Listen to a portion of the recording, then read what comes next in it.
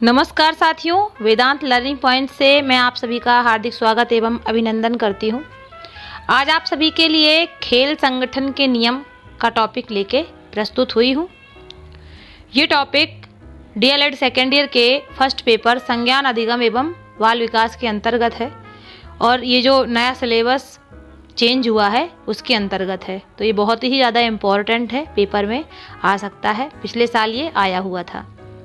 खेल संगठन के नियम, रूल्स ऑफ गेम्स ऑर्गेनाइजेशन।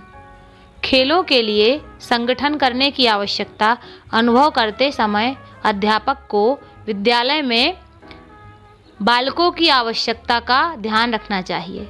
इसी संदर्भ में अध्यापक द्वारा विद्यालय में निम्नलिखित कार्य की व्यवस्था करनी चाहिए। क्या क्या व्यवस्था है, देखिए खेल के नियम क्या है। पहला है सभी छात्रों को खेलने का समान अवसर। सभी छात्रों को खेलने के लिए समान अवसर प्राप्त हों, इसके लिए हमें अधिक से अधिक खेलों को अपने कार्यक्रम में सम्मिलित करना चाहिए। विभिन्न आयु वर्ग के छात्रों के लिए खेलने की व्यवस्था विभिन्न प्रक्रियाओं के आधार पर तय करनी चाहिए। खेलों के लिए अनेक समूह बनाकर उन्हें हाउस का नाम देना चाहिए। ये खेल समूह प्ले हाउस छात्रों की आयु, कद और कौशल को ध्यान में रखते हुए बनाने चाहिए।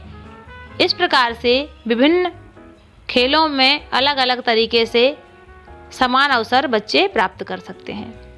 अगला है समय सारणी में खेलों का उचित स्थान। विद्यालय की समय सारणी को बनाते समय अध्यापक को खेल के कालांश को उचित स्थान प्रदान करना चाहिए।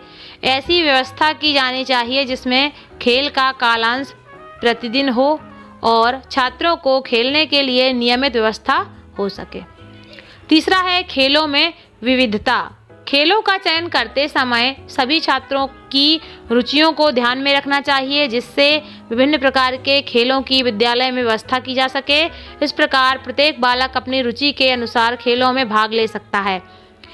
एक बात का ध्यान और अध्यापक को रखने की आवश्यकता है कि खेल एवं चाहे बाहर मैदान में खेले जाने वाले हों अथवा अंदर यानी कि इंडोर स्टेडियम में, परंतु इन सभी खेलों में विविधता ध्यान रखना चाहिए। चौथा है खेल क्रियाओं का उचित निरीक्षण। बच्चों को खेलते समय उचित व्यवस्था प्राप्त होनी चाहिए तथा उनके प्रत्येक खेल का उचित निरीक्षण करना चाहिए। खेल की व्यवस्था उत्तम एवं कुशल खेल अध्यापक के अधीन होनी चाहिए। अध्यापक ऐसा हो जो खेलते समय बालकों के साथ उपस्थित रहे और उन्हें उचित मार्गदर्शन प्रदान करता रहे। खेल अध्यापक इतना खेल नियमों का जानकार होना चाहिए जिससे वह बच्चों को खेलों की उचित जानकारी दे सके और खेलों का उचित अभ्यास करा सके। उचित खेल व्यवस्था होने से बालक खेलों का ठीक तरह से अभ्यास कर सकते हैं और अपने खेलों में प्रवीणता प्राप्त कर सकते हैं। यह भी ध्यान रखना चाहिए कि कोच या अध्यापक स्वयं भी बच्चों के साथ खेलने का नियम बनाएं, जिससे बालकों को खेल के सही नियमों की जानकारी आसानी से हो सकती है।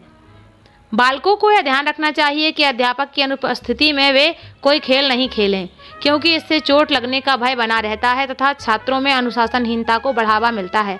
छात्र खेलों से अनुशासन की भावना सीखते हैं। पांचवा है खेलने के सामान का संग्रह। विद्यालय के खेल संग्रह कक्ष में खेलों से संबंधित समस्त सामान एकत्र होना चाहिए। प्रत्येक खेल का अलग अलग सामान इकट्ठा करना भी खेल अध्यापक का दायित्व होता है। प्रत्येक खेल दल को उनकी आवश्यकता का सामान मुहैया करा देना चाहिए। विद्यालय में फुटबॉल, हॉकी, गेंद, वॉलीबॉल तथा क्रिकेट आदि का सभी सामान खरीदकर एकत्र करना चाहिए।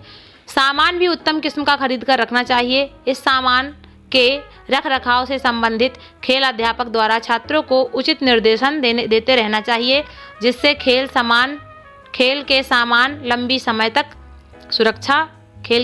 की लंबे समय तक सुरक्षा की जा सके। अगला है खेल द्वारा उचित आदर्श प्रस्तुत करना। खेल केवल खेलने के लिए ही नहीं बल्कि इनके द्वारा छात्रों में उचित आदर्श उत्पन्न करने की शिक्षा भी दी जाती है।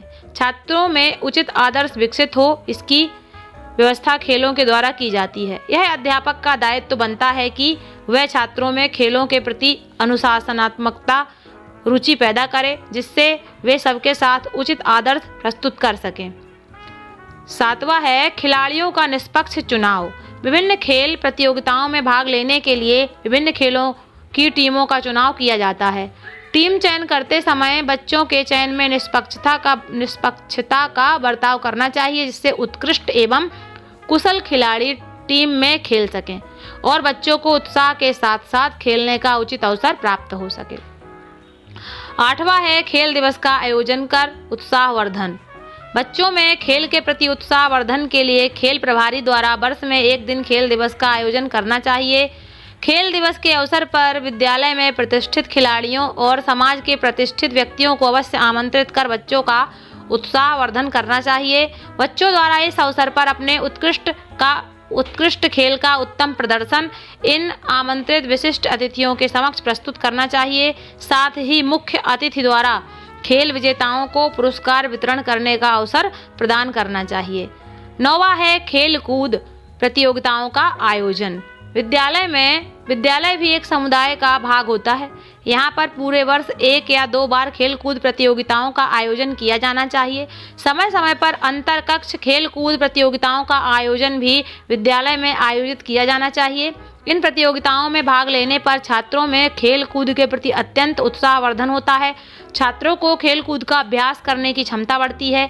यह कार्य विद्यालय प्रधान द्वारा किया जाना चाहिए और विद्यालय के खेल प्रभारी को इस संदर्भ में पूरा उत्तरदायित्व निभाना चाहिए। समस्त विद्यालय स्टाफ को भी इन खेलों में पूर्ण सहयोग देना चाहिए। 10वां है खेलों की रिकॉर्ड पंजिका। विद्यालय में आयोजित किए जाने वाले खेलों का उचित रिकॉर्ड रखने के लिए खेल प्रभारी को एक खेल पंजिका का संधारण करना चाहिए। खेलकूद पंजिका में निम्नलिखित रिकॉर्ड संधारित किया जाना चाहिए। पहला, प्रत्येक खेल में भाग लेने वाले खिलाड़ी का नाम। दूसरा, समय समय पर आयोजित खेल प्रतियोगिताओं का विवरण। तीसरा, खेल पर होने वाले व्यय का ब्यौरा। चौथा है खेल में छात्रों के प्रदर्शन का स्तर। इन बिंदुओं पर आधारित रिकॉर्ड को सुरक्षित करके रखना चाहिए। यह क्रिया इसलिए की जानी चाहिए ताकि भविष्य में कभी आवश्यकता पड़ने पर उस रिकॉर्ड के अनुसार आगे के लिए भली भांति खेलों के आयोजन पर विचार विमर्श किया जा सके।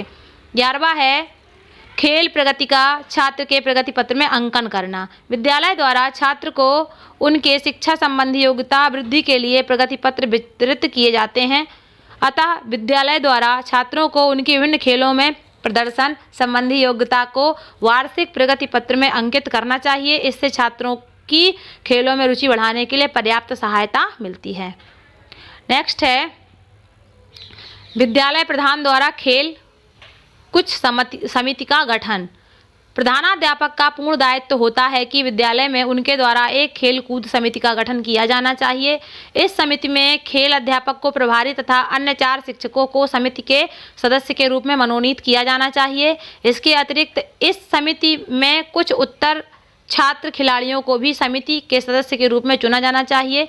यह समिति विद्यालय में खेल कूद से संबंधित कार्यक्रमों को आयोजन करने पर विचार करेगी। खेल संबंधी उपकरणों की खरीद और संरक्षण पर भी विचार करेगी। 13वां है क्षेत्र स्तर पर खेलों का आयोजन। विद्यालय प्रभारी द्वारा विद्यालय स्तर पर कुछ से स्थानीय क्षेत्र स्तर के खेलों का आयोजन करना चाहिए। इसमें कम से कम और कम व्यय करना पड़ता है। सामान की भी कम आवश्यकता होती है। ऐसे स्थानीय खेल जैसे कबड्डी तथा खो खो इत्यादि। 14वां और अंतिम है खेल कूदों में मैच और टूर्नामेंट की व्यवस्था करना। खेलों का विकास अच्छे स्तर पर करने के लिए अपने विद्यालय में प्रधानाध्यापक द्वारा खेलों के मैच अथवा टूर्नामेंट का हर वर्ष आयोजन करना चाहिए। इससे अपने विद्यालय के छात्रों को बाहर के छात्रों के साथ प्रतियोगितात्मक ढंग से खेलने का अवसर प्राप्त होगा। इस प्रकार से छात्रों को अपनी खेल संबंधी कमजोरियों और कमियों के बारे में पूर्ण जानकारी प्राप्त हो सकेगी। इसके अतिरिक्त छात्रों को जिला स्तरीय एवं प्रांतीय स्तर के टूर्नामेंट्स में खेल प्रतिभागी बनने के लिए छात्रों को प्रधानाध्यापक द्वारा प्रेरित किया जाना चाहिए। प्रत्येक वर्ष अंतः राज्य अथवा अंतः जिला खेलकूद प्रतियोगिताओं में भाग लेकर खेल की बारीकियों के बारे में स्तर पर भी खेलने की प्रेरणा दी जा सकती है। इस तरह से आपका ये खेल संगठन के नियम का टॉपिक पूर्ण हुआ। पोस्ट अच्छी लगी हो तो इसे लाइक कीजिए, शेयर कीजिए और चैनल को सब्सक्राइब जरूर कर लीजिए। देखिए, आप शेयर करेंगे तो दूसरों को भी इसका लाभ मिल जाएगा, क्योंकि ये क्लासें फ्री ऑफ कॉस्ट हैं। देखने के लिए धन्यवाद। आप सभी का दिन शुभ हो।